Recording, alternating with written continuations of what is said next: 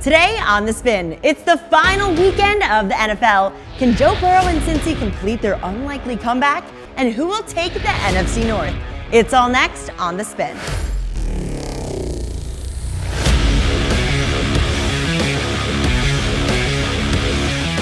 Hello, my friends. Ali Melendez here, wishing you a very happy and healthy new year. And of course, welcome to Sports Insiders The Spin. Thanks so much for joining me today.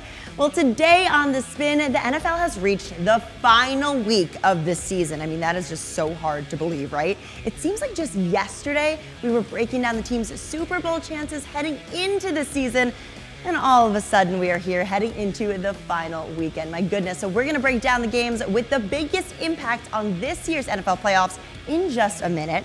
First, though, a quick shout out to our good friends at BetOnline. Now, all of our odds here on The Spin are provided by BetOnline, the world's most trusted betting platform and #1 source for everything, and I mean everything football. So thanks so much to BetOnline. We love you guys. All right, well, week 18 of the NFL is here. Plenty of playoff scenarios are in play this weekend. And here now to break it down for us, Drew Butler, Anthony Becht, and Jonathan Casillas. I love it. Hello, fellas. Happy New Year.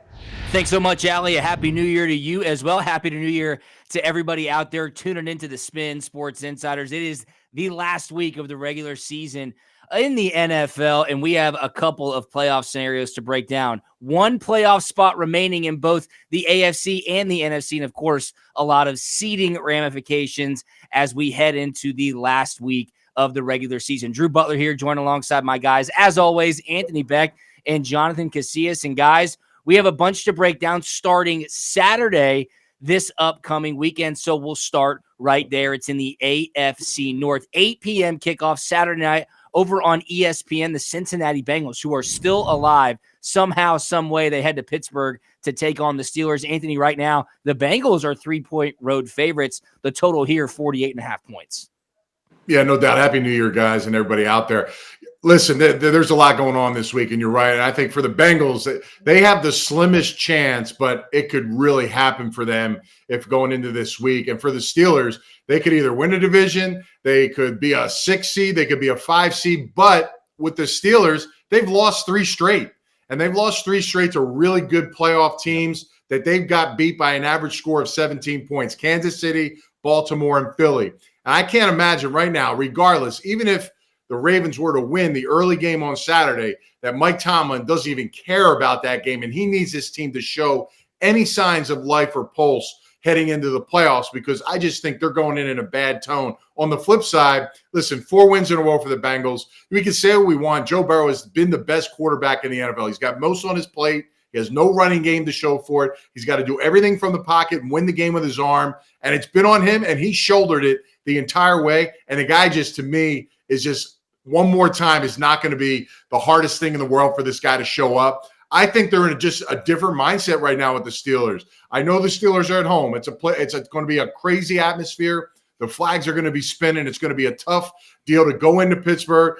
We're going to talk about, a home dog and all that stuff. You're going to bring out all those analytics. But I'm just telling you right now, I think Cincinnati goes into Pittsburgh. They're going to win this game, and they're going to pray for the Jets and whoever, Kansas City out there, to win this football game so they can get themselves in. And I think they may have a good chance. Yeah, I'm with you, man. Joe Burrow, he's playing a video game on the hardest level with all his power-ups, and he's kicking the game's butt. Straight up, this guy is absolutely amazing. The difference between him, the Lamar Jacksons, the Josh Allens of the world, is that he needs to play hero ball every single week, and he's not only doing it, he's excelling at it. And like you said, Anthony, there's nobody playing the quarterback position better than him right now in Pittsburgh. What happened to them? And yes, they played 3 really good teams, but they got smacked by every single one of those teams. And I don't know what's going on with them. They're not looking like that same team in the middle of the season where they were just kind of raking up wins. They beat the Ravens, and after that, that Browns win that they had, they've been kind of sliding since then. And do they not know how to cover one of the best tight ends in NFL history last week in the Kansas City Chiefs? I mean, what were we watching last week?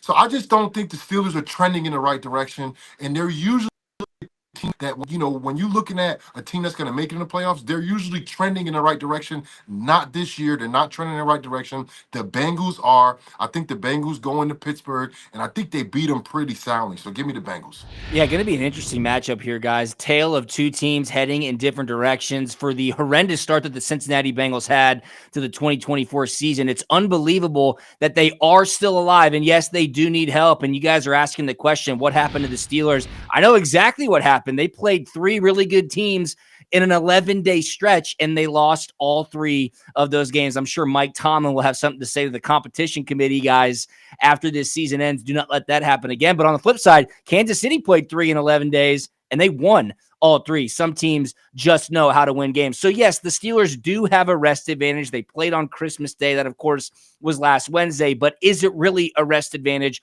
with so much action in such a short time span? The Bengals, Joe Burrow, that Bengals offense playing at an absolutely elite level right now. They do need some help even if they win this game. They need the Broncos to lose to Kansas City. They need the Dolphins to lose as well in week 18. Here's a little wrinkle, though. If the Ravens win earlier on Saturday, the Steelers cannot win the AFC North. However, the Steelers will know that if they win the game on Saturday night, they will avoid having to go to Baltimore in the wild card round, and then they would go play the Houston Texans in the wild card round of the playoffs. So certainly there is a lot of motivation for Russell Wilson, George Pickens, that Steelers defense, to right the ship and the regular season on a high note and avoid having to play a divisional opponent once again. Guys, I said it weeks ago. The Steelers had that great stretch in the middle of the season, but towards the end of the season, all of the divisional play was coming back onto the schedule. That, of course, is tough, especially in November and December, and they have limped their way in to the finale. I love how the Bengals are playing right now. The defense seems to be stepping up a little bit as well. You got to ride with the hot hand. Joe Burrow in this offense, they're going to score points. Burrow seems unstoppable right now with Jamar Chase and T. Higgins, so I'll lay the 3 with Cincinnati as well. All right, let's go to an AFC West matchup. This one, 4:25 p.m. on Sunday. The Kansas City Chiefs are heading to the Mile High City to take on the Denver Broncos. CBS has this one, again, 4:25 p.m. Eastern time on Sunday. Anthony, how about this line? The Broncos, a huge 9-point favorite, the total 39 points. Yeah, look, KC's got nothing to play for in this game. They got it all wrapped up. All is good. I got to start with the Broncos because I'm really disappointed at the Broncos. And listen, as a head coach in these moments, you're on the road, you have momentum, you got to go for 2 in that scenario and really try to put the dagger in the back. And then in the back end, all you had to do was tie in overtime, and you couldn't get that first down. I question that a little bit. At home, I can see the Broncos, hey, we'll play it out and figure out, hey, we'll score, we'll get to overtime, and we'll go from there. But, man, those are critical decisions in those moments, and only the head coach knows. Now, 2 really good head coaches. Broncos got a lot here, man. There's a lot of pressure in this moment. They don't control their destiny in a lot of these situations now where they did last week. -9, I don't know. Listen, I just can't. The one thing I can tell you is this. Kansas City is going to play Carson Wentz. This is an opportune time in his career. He's ultra competitive. The guy can run around the pocket. I don't know who's around him. I don't know who's playing. I just feel like a guy like him, Andy Reid, they'll put something together. He wants to look good.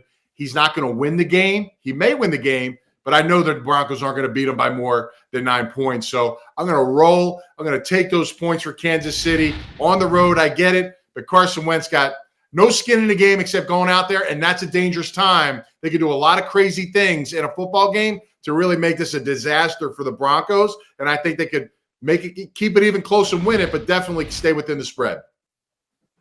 Yeah, I'm on the same page with you, man. I think the Broncos go ahead and straight out win this game.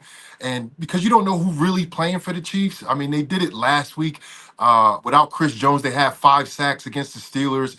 So they're able to kind of still be a really good team without some of their best players. I think they're still capable of doing that because they have Andy Reid. They also have Steve Spagnuolo. Those guys are still going to be coaching this team. It may not be Patrick Mahomes out there, but Carson Wentz, he can do some things. You know, he was once an Oh, yeah. MVP candidate, but he's also an opportunistic quarterback for the defense that he plays against because he might hold on to the ball a little bit longer. He might try to fit those balls into tight windows, and that's going to create a lot of opportunities for Denver. The only thing Bo Nix has to do to punch his ticket in is to play some good, really good football. Not great football, just really good football. Run the football, take the opportunities when you have it there, and then be able to create like he's been doing with his legs outside the pocket to extend some plays. That's not asking too much for Bo Nix. It's what he's been doing all year. We've seen him progress all year. You can talk about Sean Payton all you want, Anthony, but I think Bo Nix figure out a way to get this team and figure out a way to beat the number one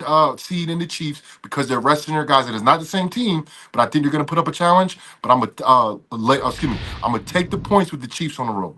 Guys, we've seen this a million times. Crazy things happen in the last week of the regular season. Some teams have it all wrapped up, like the Chiefs, number one seed, bye week, X, Y, and Z. They're going to sit everybody, assumingly, and the Broncos have to win to get in. Guess what's going to happen? Everybody thinks the Broncos are just going to walk in there, throw their helmets on the field, and win at home against a divisional opponent. To that, I say, not so fast. Yeah, the Broncos win, they're in. Keep in mind, Bo Nix, still a rookie. This is a huge spot for him. And Jonathan, you bring up a great point. Steve Spagnuolo, one of the best defensive minds in the game. He's going to have a package to certainly bottle up Bo Nix and keep this game competitive. This is a large line. 9 points. Are you kidding me? Carson Wentz, all he sees is money signs. You're exactly right, Anthony. He goes out there, proves he still's got it. He can certainly make himself an extra contract depending on where he heads after this season. The biggest question is who exactly is going to be out there at the skill positions for Kansas City.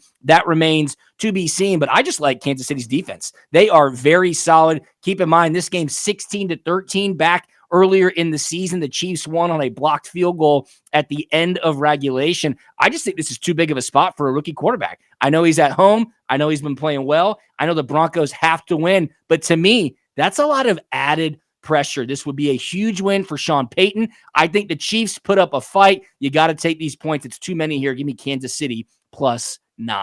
All right, let's wrap things up with Sunday Night Football. Game of the week, no question about it, gets flexed into prime time. It's an NFC North battle to see who wins the division. The Minnesota Vikings heading to Detroit to take on the Detroit Lions. 8:20 p.m. kickoff over on NBC for Sunday Night Football. The Lions right now, Anthony, 2.5-point favorites, a higher total of 52.5 points.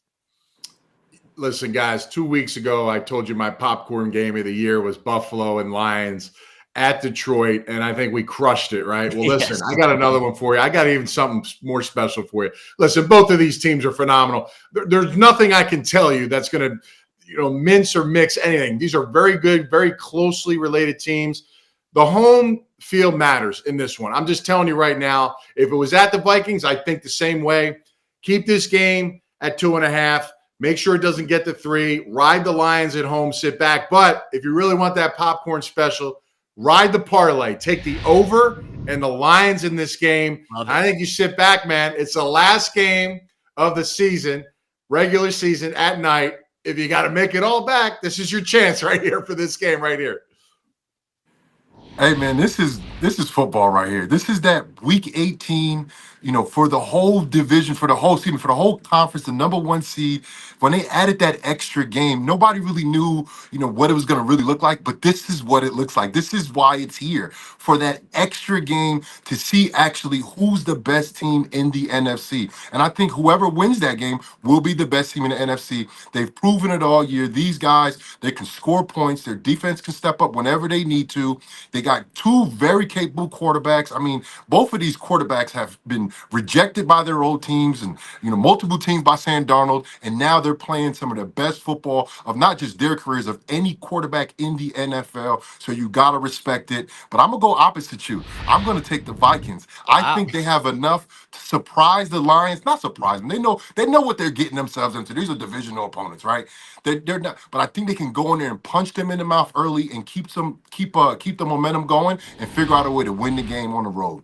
All right, well, let me set the stage for you. Winner of this game in the Motor City on Sunday Night Football wins the NFC North Division. They also clinch the number 1 overall seed in the NFC for the playoffs. Of course, they get a bye week and they get home field advantage. But the loser of this game, they know exactly where they're going to go play in the wild card round. They're going to go on the road and take on the winner of the NFC South. That, of course, will either be the Tampa Bay Buccaneers or the Atlanta Falcons. If you're a Falcons or a Bucs fan, that is not exactly who you want to see come into your house for wild card weekend, because these are two of the best teams in the NFL, of course, talking about the Vikings and the Lions. How about the resurgence of Sam Darnold? Jonathan, you just talked about it. Sam Darnold is the first quarterback in NFL history, guys, to win 14 games in his first season with the team. You saw that awesome celebration between Darnold and his teammates in that Minnesota Vikings locker room after their big win over the Packers last week. The Lions, however, know the importance of home field advantage and being the number one seed, getting that bye week after losing in the NFC Championship game a year ago. Anthony, you said it right. The Lions are going to put up points. There is no doubt about it. These two teams played back in October. The Lions won in Minnesota with a game-winning field goal late in the game. I know the Lions are coming off that Monday night game on the West Coast against the 49ers, but I can't look away from Dan Campbell and what Detroit has done all season long. They've been the class of the NFC since week one. I'm rolling with the hot hand. The Lions know how important it is after coming up so close a year ago, so I'm going to lay the 2.5 with Detroit. Anthony, I got to sprinkle something on your popcorn special as well, because this one is sure to produce some fireworks. Week 18 always does. It's the last week of the regular season. Some people say it's the hardest week to handicap all season long. Not here at the Spin Sports Insiders. Always great to have my experts, Anthony Becht and Jonathan Casillas, along for the ride. Enjoy the last weekend of the regular season in the NFL. Thanks for tuning into the Spin Sports Insiders. We'll be back to cover wild card round next weekend. Happy New Year to everybody who tuned in. For my guys, Anthony and Jonathan, I'm Drew Butler. Allie, we'll throw it back to you. Well, thank you so much, gentlemen. Certainly looks like it'll be another amazing weekend in the NFL. All right, my friends, well, that is all we have for you today. But before I sign off, a big thank you once again to BetOnline for providing all the odds on today's show. And I've also got to tell you about BetOnline's brand new same-game parlay builder. Combine full game markets with game and player props to turn a small wager into a huge payout. BetOnline's got thousands of betting options and combinations to choose from. And of course, the more selections you add, the bigger the payout.